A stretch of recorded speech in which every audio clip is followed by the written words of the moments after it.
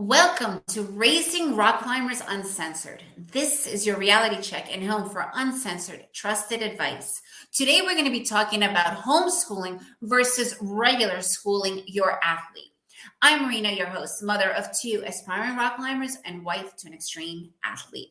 One thing that I have now significantly seen over and over again as a pattern, especially when it comes to taking your child to that next level or actually pro successful athletes.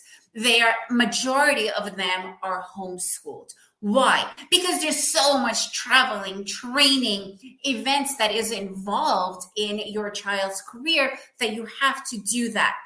So here's the reality. A lot of them are homeschooled or schooled online. That means it's flexible, remote learning, I guess you could say, right? And in our case, because we tried the homeschooling, did not work. I mean, we're talking about it took us 3 hours to fight with our kid to do a 30-minute lessons. And then when we did remote learning, like an online school, it was fun, but he was really missing that interaction. However, working with traditional schools, I have to be honest with you, they don't get it. They don't get it. So even way before our kids became interested in climbing and taking it to the next level, we have always focused only on alternative schooling because we both know, me and my husband know, that homeschooling is not really our thing. It's, we're not really able to do it, and nor do we really want to. But alternative education has always been a very important part for us, and finding progressive schools in that respect has been something that we've done literally since day one, since for both of our sons, right? My oldest has graduated in alternative school. My youngest one, it has always been in one. And now that we moved to Spain, we found him another one. So I'm not going to get into the full philosophy of alternative schools because they're so wide and quite amazing.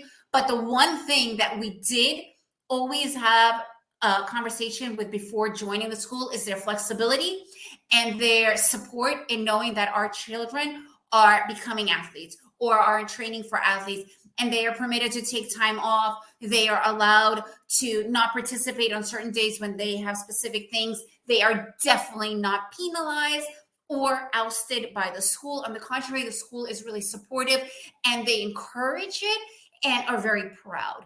So you can certainly look for that, but you have to understand that is an extra cost, like extra cost that on top of like a homeschooling curriculum or even remote online schooling, it's a lot more. On average, we've never done US alternative school, so I can't compare to that. But for Guatemala, private school, and now in Spain, we're talking about $1,000 extra per month.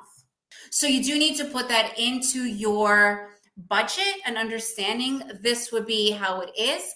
And again, you could definitely talk with the different schools because there are different programs. One of the schools that we talked to, we were able to work out a part-time price only for our kid. But other times, another school, they were completely supportive, but did not want to give us a different rate. And that was okay. So you need to figure out what works best for you.